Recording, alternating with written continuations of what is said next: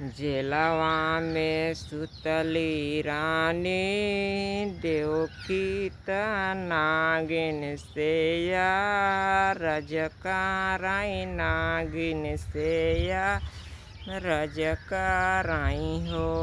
हे नागिन डासिले तू हमारी गुरिया माउतिया हमके देती माउतिया हम देती हो।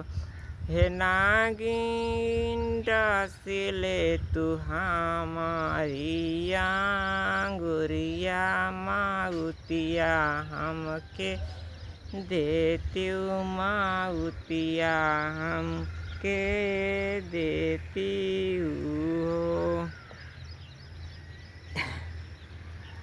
इतना बचना सुनाई नागिन त बोलाई लागी बोलिया बोलाए लागी बोलिया हो देवकी कावन संकट में या पड़लू माउतिया हमसे मगलू माउतिया हमसे मगलू हो रानी कावन संकट में या पड़लू माउतिया हमसे मगलू माउतिया हमसे मगलू हो।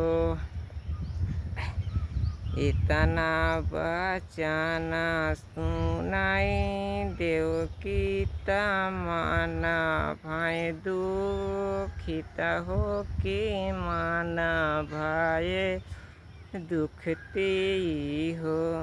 मनवा उदास देखै नागिन बोलै लागिन नागिन बोलाई हो देवकी जिनकर पानाई उदसिया खुशिया तोहरे होई हाई आंगना होए सोहर लालाना हाये तोहरे लालाना भैया तोहरे हो।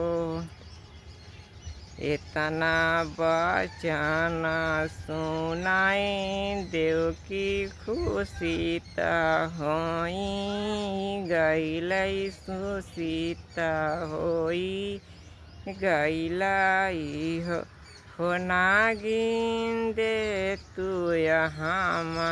ऐसान आशीषिया तोहार उमर लागई तोहार बचन लागई हो नागिन दे तू कावनउआ शिशियाल बचन तोहार लागई बचन तोहार लागई हो।